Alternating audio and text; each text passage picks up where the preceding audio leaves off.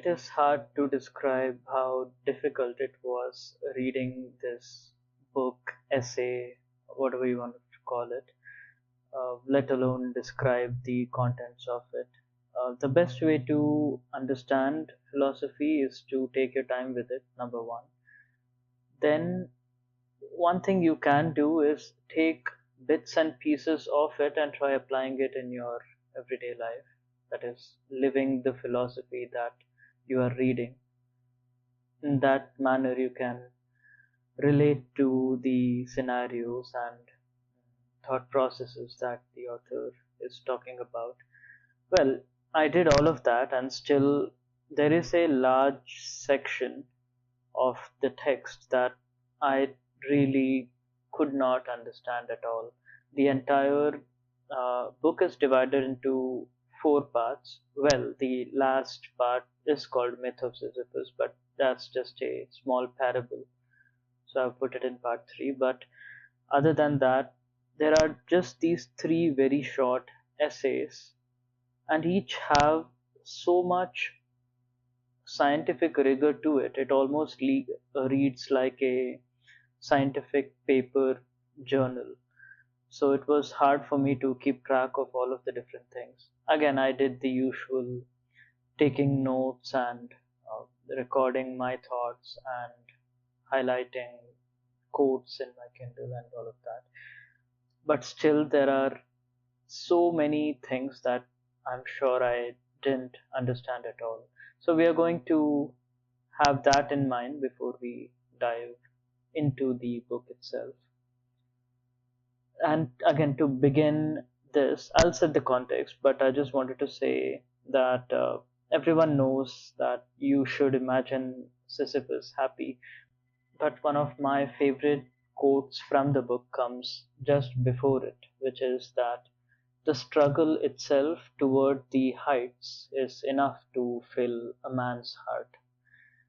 And that, I think, encapsulates most of his philosophy. The philosophy is called Absurdism, if you have never heard of it. And I'll again try my best to explain it, but this captures the essence of it. And it's also important to note that, like many other philosophical books by, let's say, Nietzsche or most of the recent ones, this one also deals a lot with what other philosophers of the time or even before that have been thinking about, talking about, and this one takes a contrarian view to many of those, but also borrows heavily from Kierkegaard or I don't know, there was this other guy, Jaspers, I think. So, not read any of their works, but Camus definitely talks a great deal about why their work was only partially true, for example. So that's another portion of the text that maybe I didn't fully understand, but I hopefully understood enough to apply the lessons or the thought process that Camus espouses here. And once you, there was this another quote as well that once the absurd man recognizes it, he can't let it go. It's like once you see it, you will always come back to it and you can't unsee it. So I like that idea also, and that's maybe the reason that I read philosophy per se, to have many different viewpoints. Imagine reading Camus and Marcus Aurelius simultaneously, and that you will see, because one of those books holds that reason is what rules everything. There is reason beginning in your soul and permeating through every object and every person around you. And the other book says that the world inherently is unreasonable. It can be rational, it can be irrational, but there is no reason governing it. So they are two polar opposite viewpoints to take, and maybe again, in terms of Orwell, you can call this double think, where you hold two contrary viewpoints at the same time. And if you're able to do that, then, well, you're mind and your life by extension will be more enriching, more full of experience. All right. At the backdrop of this author writing this is the uncertainty principle, which I personally feel played a big role in motivating Camus to go down this path of absurdism. When in 1927, I believe, we have this German scientist Heisenberg coming up with the uncertainty principle. Again, it's famous how many in the scientific community did not accept this particular hypothesis and did everything to prove it wrong, but maybe after a few years it became more and more certain that the deeper you dig, you don't find a clean and certain answer to how particles behave, how electrons behave, and you never can really create one single truth to explain all of that. It's a disappointment to the entire scientific community, and I can understand why that would be, because after years of Newtonian physics and everything following neat little equations, when you have a principle that inherently says that there can be no further pinpoint accuracy with which you could govern bodies, then your whole life is in shambles. And this forms a core part of the reasoning of Camus, that he needs a world that is clear, that he can understand, that he went through the scientific method to understand, but when he dug down to its roots, people tell him that you cannot know the world deeper than this. There is some level to which we have understood particles, but there comes a stage where all of those rules break down as well. So maybe whatever microseconds after the Big Bang is when all of the physics we know today comes into play, but no one knows what's before that. No one knows how electrons behave at a granular level. No one knows why you need Schrodinger's equation of the wave to describe a particle. There are no clean, clear reasons for this. And when Camus sees this, and this is everything coming from me, I don't know if this is what actually happened.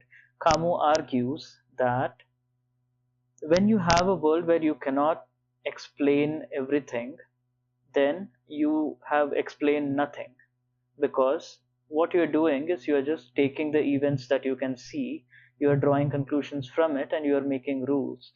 But the way it should be is there are some predefined rules according to which the universe operates, and that's what perpetuates everything in nature. But you haven't done that. You have only made observations and you have backtracked to form the rules, and the rules break down every now and then, every generation or every other century, let's say, every other millennia. So when you have that scenario, you cannot accept those rules that are man made. It goes without saying that he argues against God, that people put their faith in God when they don't see a rational explanation for things happening around them. Your dad dies of a heart attack tomorrow and you don't know whom to blame. There is no rational reason for this to happen. Accidents happen all the time, and there is no scientific, if you want to call it that, reason for that. So why? So you either can place the blame on God.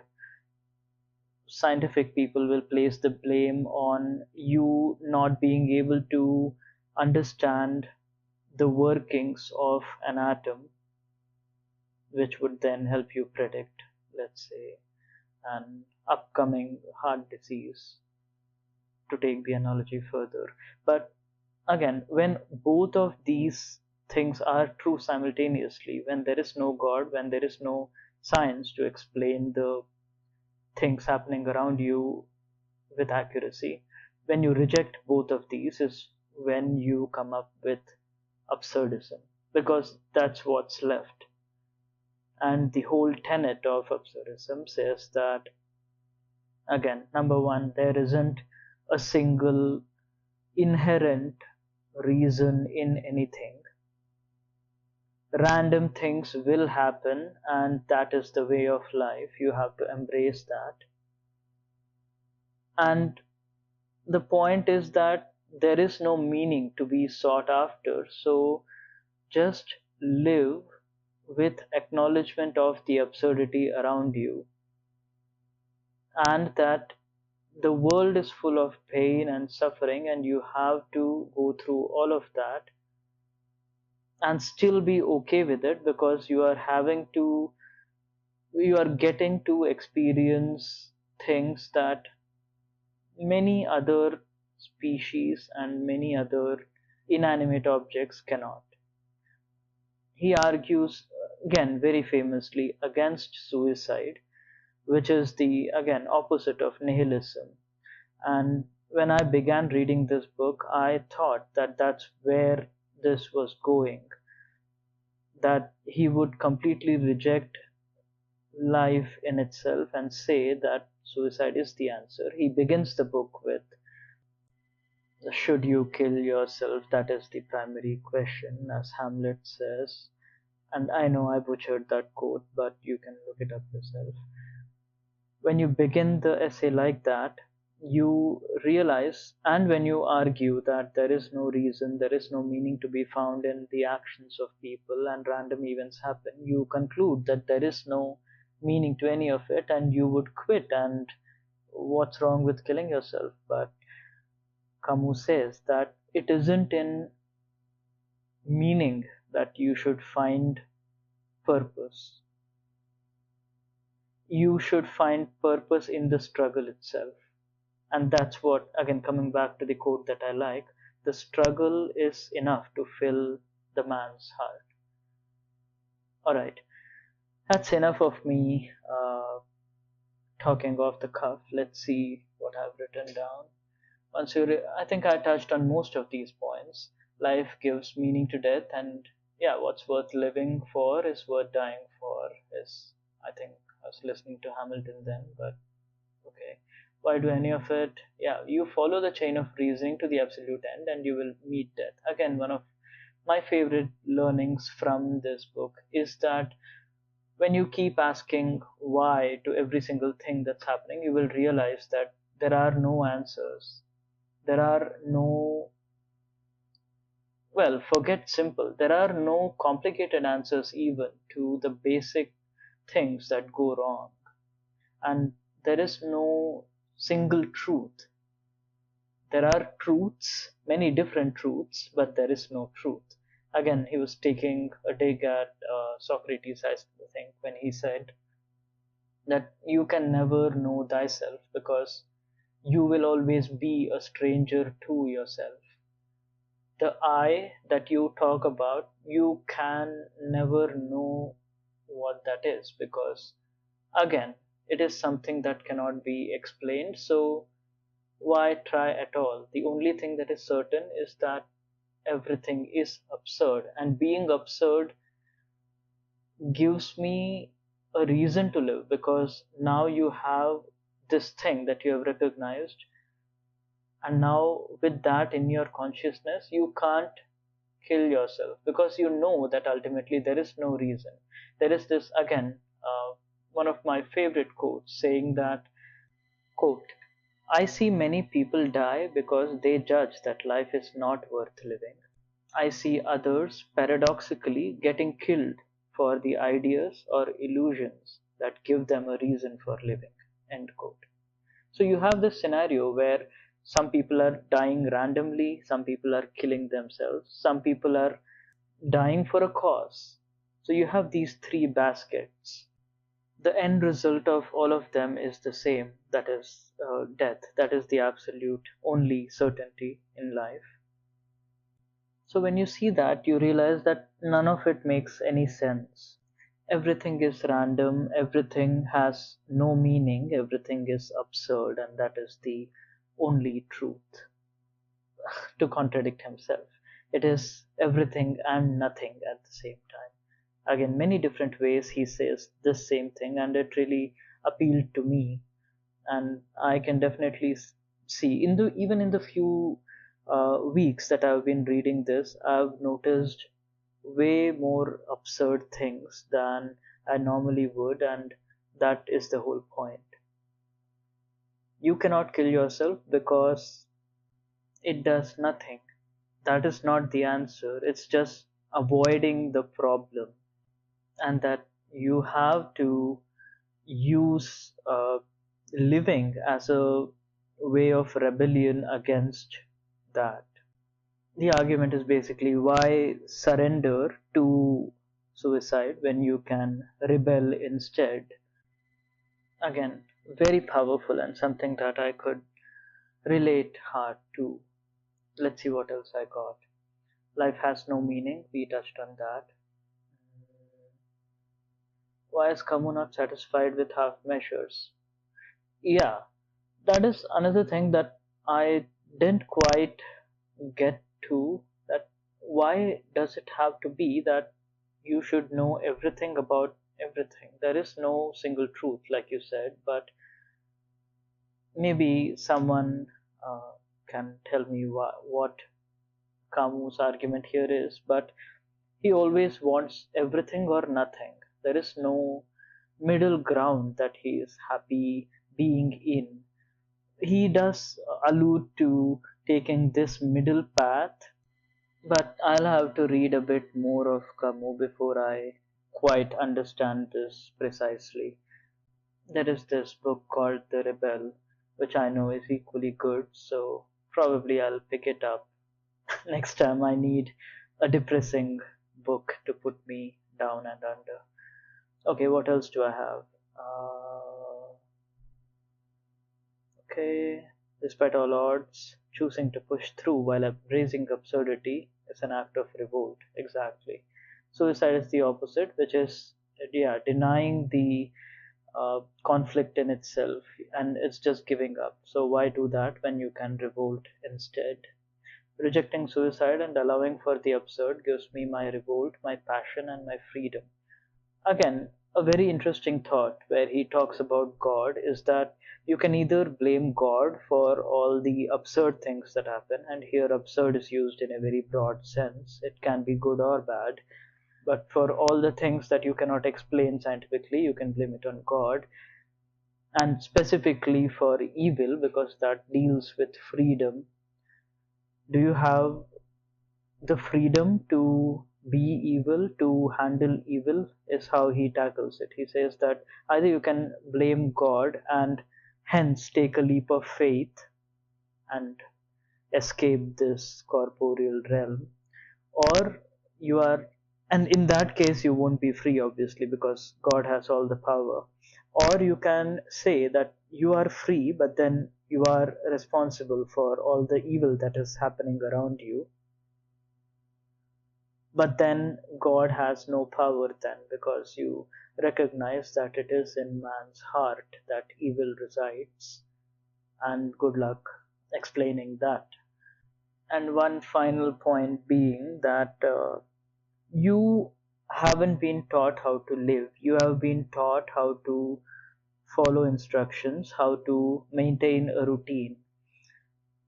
Well, taught isn't the right word. That's how you have grown up, let's say. That's how you know living as, or that's what you call a life, but it isn't quite that. He lists this very mundane routine of a factory worker where you go 9 to 5, you have a meals break, you work Monday to Saturday, and then you repeat the whole process again.